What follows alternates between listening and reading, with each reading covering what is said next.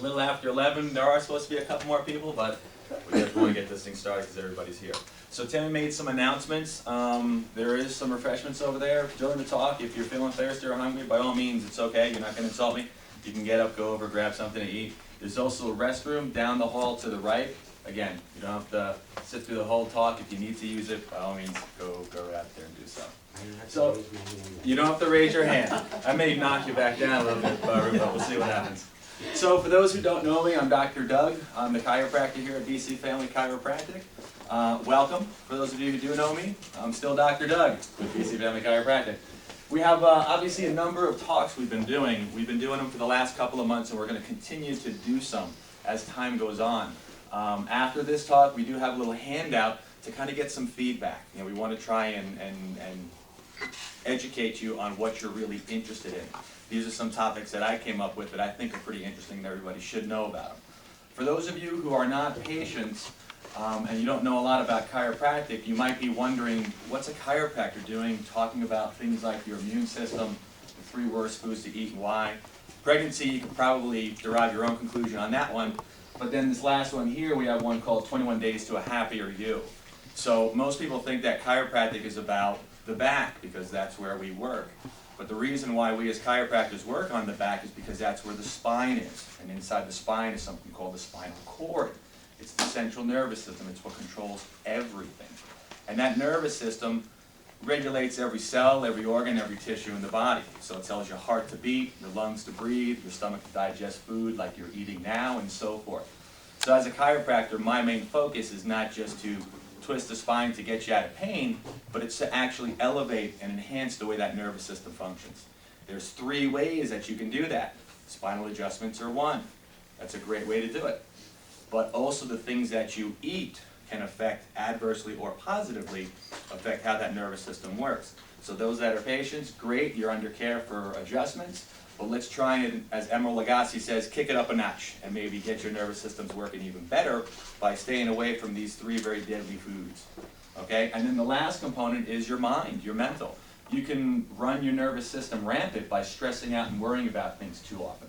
So that's why we created the 21 Days to a Happier You. I get confused with the healthy and the happy sometimes, sounds similar. So, moving on. Today we have the 3 worst foods to eat and why. Now before we get into the first of these deadly killers, am I throwing that deadly out there enough? So before we get to the first, I want to take you through a series of slides, and this is about 20 or 25 slides. I'm going to fly through them. It's going to take us about 30-35 seconds to get through them. But what the slide is showing is a map of the United States, and it started back in 1985. And basically it shows us weight. It shows us those that are considered overweight or obese. And this happens to be statistics for someone that's 5'4", and you have to be at least 30 pounds or a BMI of over 30 to be considered part of the chart. Okay? So the very light blue indicates there's really not a lot of data at that time during 1985. The medium blue indicates that up to 10% of that state's population is considered to be obese or overweight. And then the darker one shows us that anywhere from 10 to 14% of that entire state is considered to be overweight or obese. So as 5 years go by, you can see what happens. Obviously, we're seeing a lot more of that dark blue. Once we get into 1991, now we start to see a new color. It's a darker blue. What is that? Well, between 15 and 19% of that particular state's population is now considered overweight or obese. Go a few more years, and it really spreads throughout America. Now we don't even really see anything that's no data or even under 10%. It's all 11% or more so far. And as the years go by, we add more color, and now we're seeing 20% or more of that particular state obese or overweight. And then we add another color, 25% or more of that particular state.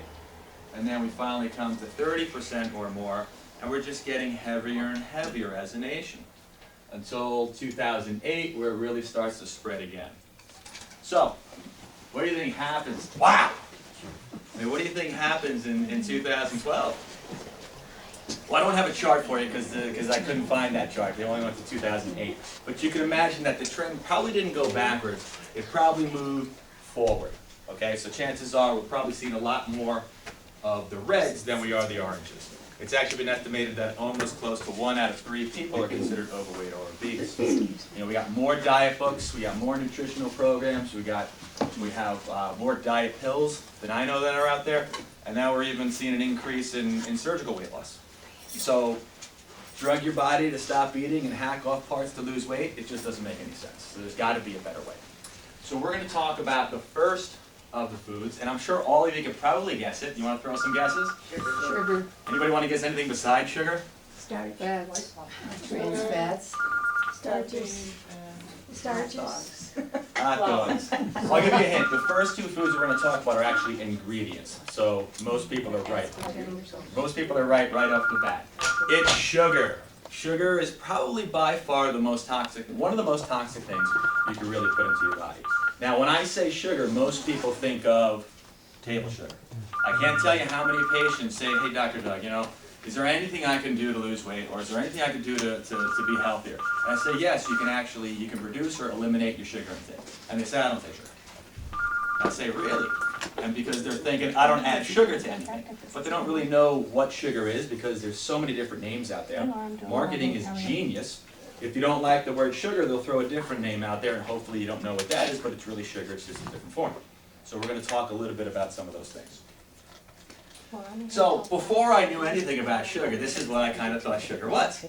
You know, I pictured someone in Africa, machete, whacking down that sugar cane, squeezing the sugar juice out, and drinking it up. You know, obviously it's a little more involved than that, but this is kind of what I envisioned. You know, maybe that's me in a few years, hopefully I have some better hair. Maybe that's my son in a few years, I don't know. But basically that's kind of what I had in mind, but that's really not the case at all. And we'll talk about that in just a little bit. We weren't always this sugar-crazy society, though. Looking back over the last several centuries, in the 1700s, the average yearly consumption was 4 pounds. Then in the 1800s, it quadrupled to 18 pounds per year. Then in the 1900s, we started to see 90 pounds per year. Anybody want to venture a guess as to what it was in 2010?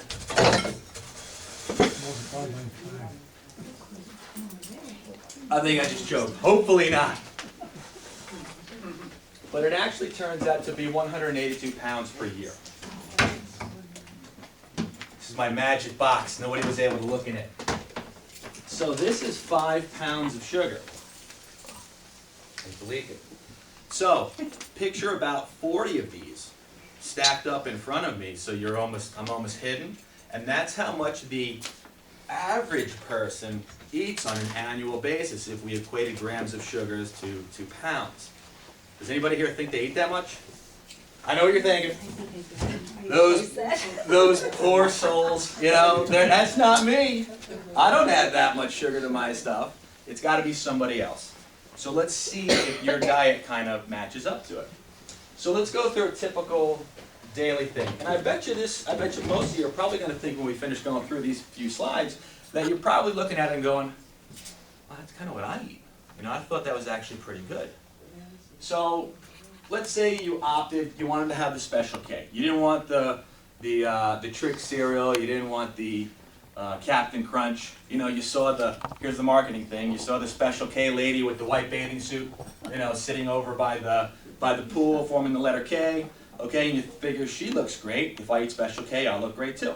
So you opt for the Special K, but you don't like it the way it is. So you either sprinkle some sugar on it, but you know sugar's bad. So you say, you know what, I'm going to have some banana with it because I know fruits are good. So you have some banana and you grab yourself a glass of orange juice, and that's your breakfast. Not too bad. Mid-morning snack, you know, you heard probiotics, some sort of little buzzword out there.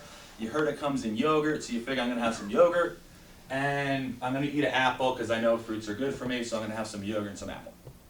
By the way, ounce per ounce, yogurt has more sugar typically than soda. Just to let you know that. Even the plain, all yogurt? No, that's why you got to read your labels. You definitely got to read the labels because they're not all like this.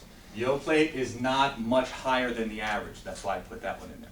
Plus, it was the only one slide that I could find with the sugar cubes on it. So the plain doesn't have any? It does have some. You just got to read your labels, Mary. You got to read that label. It always has some, or? It'll always have some type of sugar in it. Yeah, Yogurt? just the way it's processed. Yeah. Okay. What about plain? That's what he said. Oh, that's Yeah. same thing. Yep. You gotta read those labels. You're gonna hear me say that probably 422 times today. No, I'm just kidding, not 422, but a lot.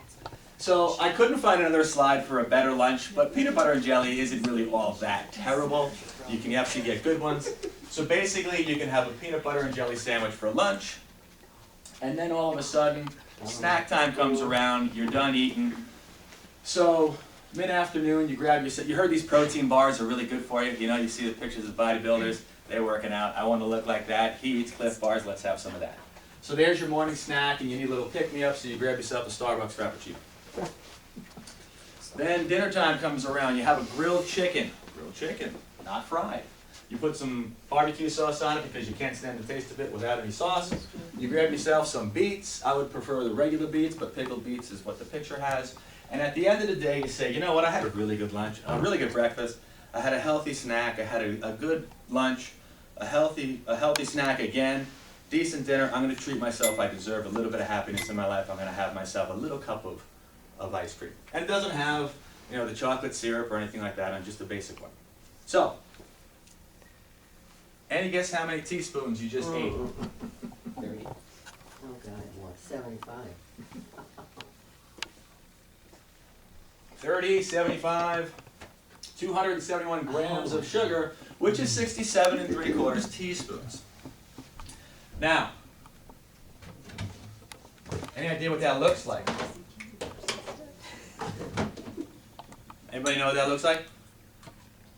All right. So tell me when to stop when you think we've reached. Well, that's not going to work. That'll take forever.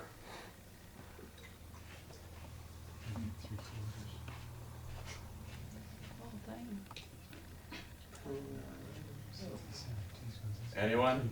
Pretty full. Fill the whole thing. So we do have other ones to get through, so we'll make this a little faster.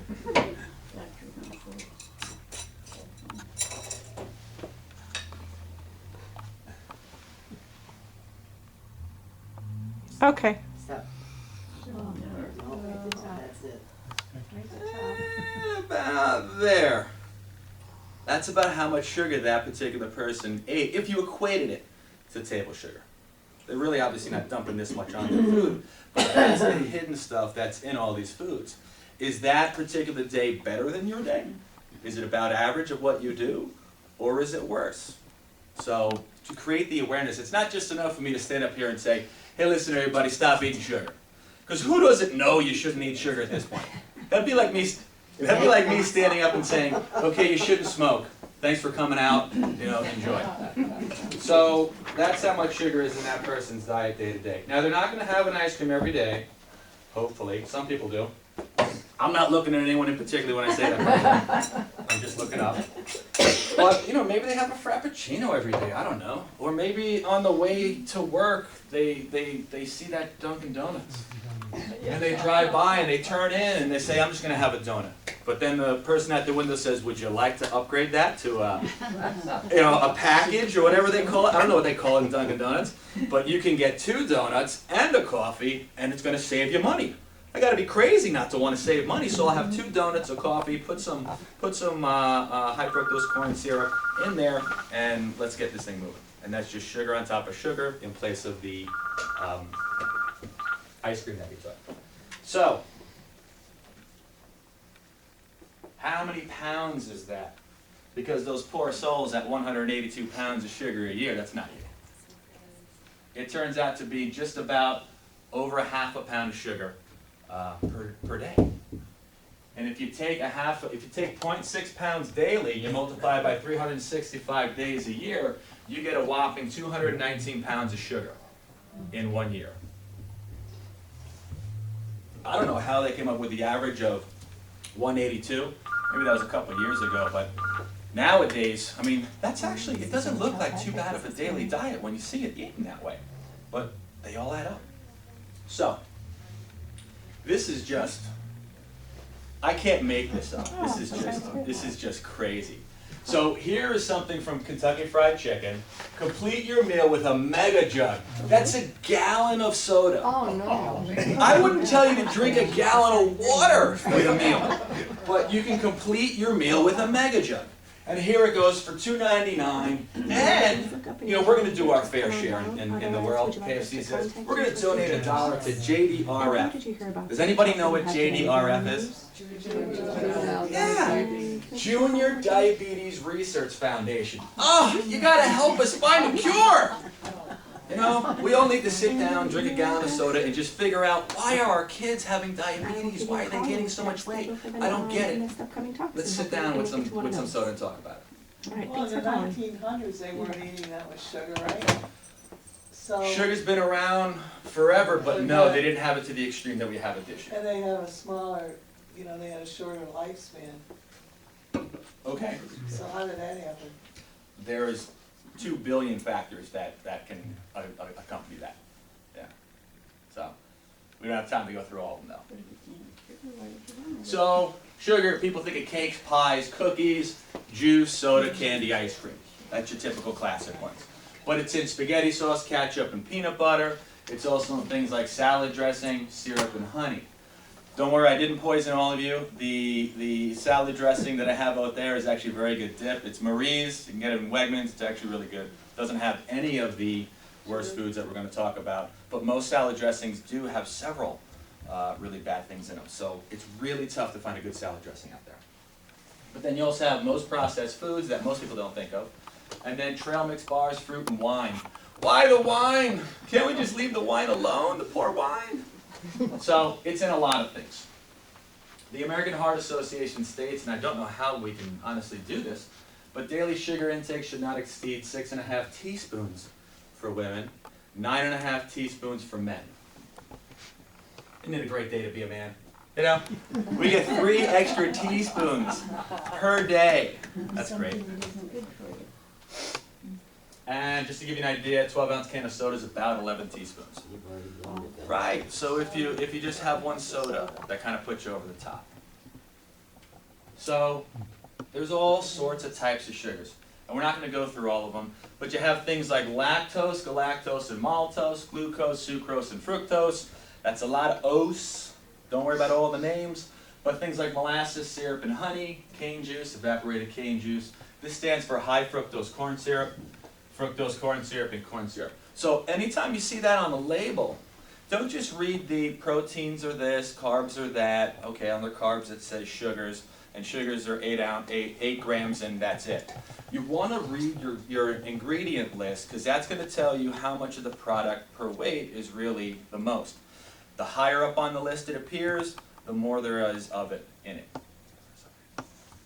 So we're going to talk about these two, something called glucose and fructose. And glucose and fructose is pretty much primarily in almost all of those things we just showed you. They just appear in varying ratios to one another. So we are going to get a little technical on this one. So I'm going to try and break it down and make it simple, but I'm going to bring it back to a little bit of chemistry and biology class. I forget what the next slide is. Oh, that's sugar. You know, it's not that sugar cane. But it starts out as a beet or a sugar cane, and it goes and gets cleaned and sliced, and then they throw it back over here, they screen it, they carbonate it, they clarify it, they second carbonate it, they throw it through some filters and pressure tanks, they evaporate it 5 times, they thicken it, turns into some type of sugar, they vacuum pack it, they centrifuge it, they wash it, they screen it, they bleach it, they granulate it, and then you have it. They leave out all the chemicals they use to do all those things, but lots of chemicals plus bleach is probably something you don't want to really put in your mouth anyway. But to get to, okay, we can try that part. To get to, I'll back up for a second. To get to table sugar is this. It's known as sucrose. So sucrose exists as there's 2 molecules that make up one little sucrose granule. It's 50% glucose and 50% fructose. All right? Now, how many people here have ever had a blood test? Okay, everybody has. So you get your levels tested and you see what your white blood cells are, you see what your cholesterol levels are, you see what your uric acid levels are, and you see what your glucose levels are. All right? Anybody know what happens when you have really high glucose levels? What do they typically call that? Diabetes, okay? Because it's sugar in the body, it's sugar in the blood. So that's what the glucose. Glucose exists naturally inside your body. You need it. Every single cell in your body needs glucose to function properly. It's like the food for the cell. You just don't want to have so much of it. Fructose in the body, however, has no business, shape, or form really being in there. So your body can't utilize it. Well, it's not totally true. It has some business being in there, but your body can't break it down and use it as fructose. So it needs to take that, as soon as your body absorbs the sugar, it splits it into two molecules, glucose and fructose. Glucose goes right to work doing what it needs to be, but your bloodstream says, come here, you. And he brings it over to the liver cell, and the liver cell now has to wrestle it, break it down, and it has to go through a series of steps before it becomes glucose, which can be utilized in the body. Now that's not the bad part. The bad part is during the process of breaking it down, it actually creates several byproducts, several toxic things. One of those things is called uric acid. Now, some people have heard of it, some people haven't. Most people have heard of, my toe hurts, it's gout. They think of gout. But gout is just to increase too much uric acid, typically. Uric acid is normal in the body because it's part of your blood test. But again, too much of it becomes toxic. So normally uric acid is something called an antioxidant, which means it helps your cells get rid of the waste. But once you have too much of it, it causes the reverse. The reverse is actually exactly what it does. And it causes things like kidney disease and fatty liver syndromes. And that's the part that makes it extremely toxic to your body. When you take lots of medications, what are you doing every 3 to 6 months? Follow my lead. I'm taking blood.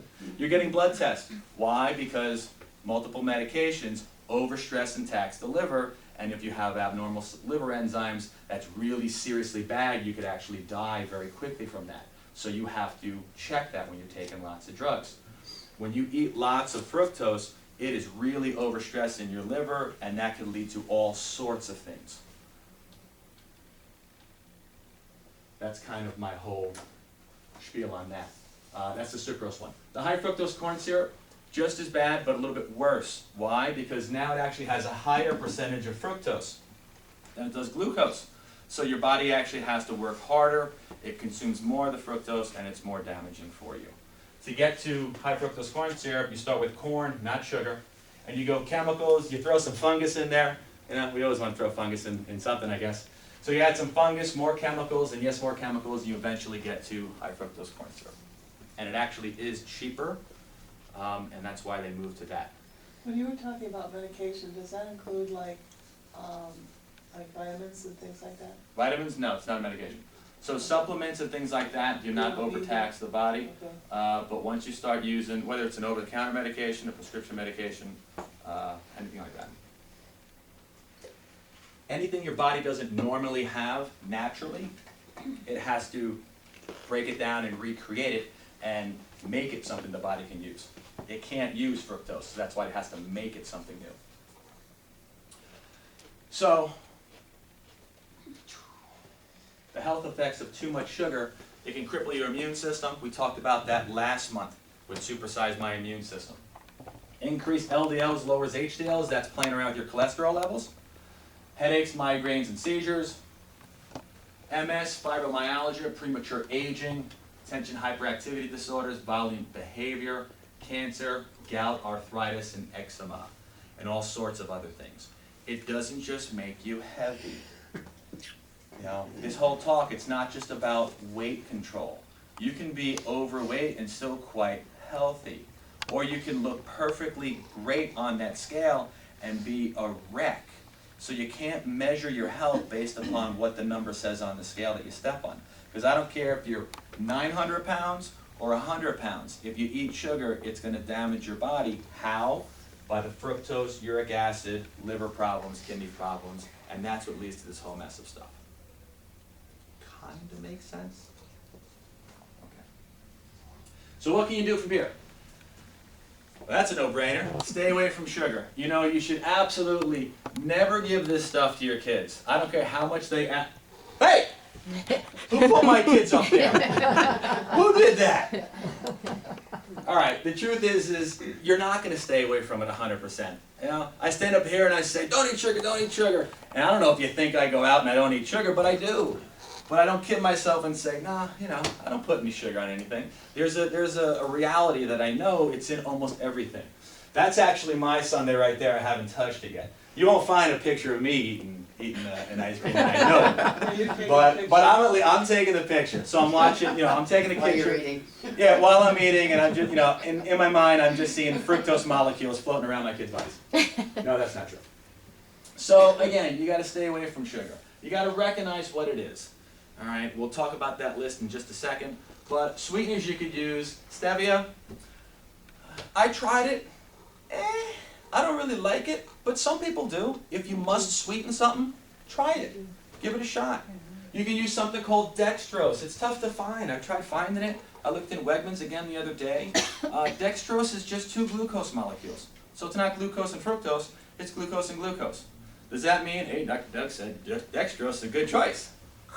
No, you still can't suck it all down because it's still raising your blood sugar levels. But if you must use it, yeah, it's a better option than table sugar, or definitely than the high fructose corn syrup. And try something like honey or maple syrup. But you gotta be careful with honey. You gotta be careful with everything. Looks like honey, right? This one says, where is it? Got your glasses? Yeah. Okay. Read what it says under ingredient. Right there. Ingredient, honey. Anything else? Says That's it. distributed by. Yes. Okay, so, hey, we got some honey here. Read that ingredient.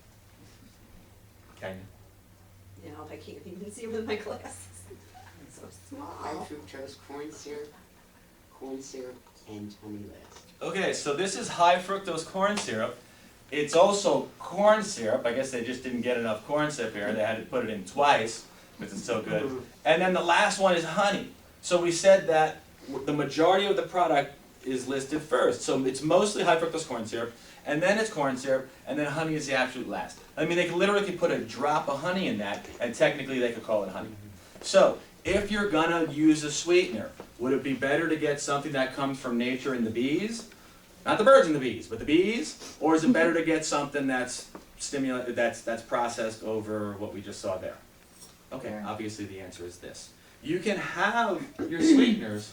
What am I doing? You can have your sweeteners, but just be a little bit more knowledgeable and choose the right ones.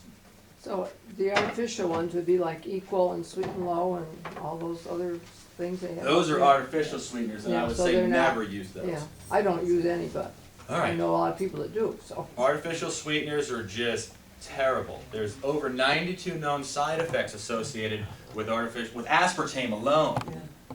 When you say the stevia, how about the Truvia, or how do, is that, There's so Similar? many out there, I haven't researched Oh, them all, okay. all right?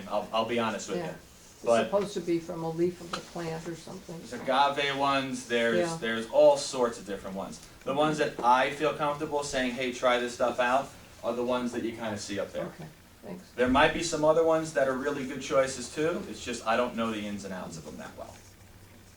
The artificial sweeteners, stay away. Fruits contain fructose. Yeah, I know, I told you fructose was bad. All right? But they're overwhelmingly worth it. The fructose raises the uric acid in the body, but there's so many antioxidants and phytonutrients and other vitamins and minerals that are in fruits that whatever you eat is going to totally counteract that uric acid buildup. So eat your fruits. That's completely fine. I do have a handout I forgot to bring up with me. By the way, just to let you know, I do have a handout on all of this stuff. It's 3 pages front and back, so 6 sides. Whew, that's a lot of stuff. The first side of the handout, can you grab one for me, please? The first side of the handout is actually everything you want to avoid. And then the back of it is what can I do in place of it.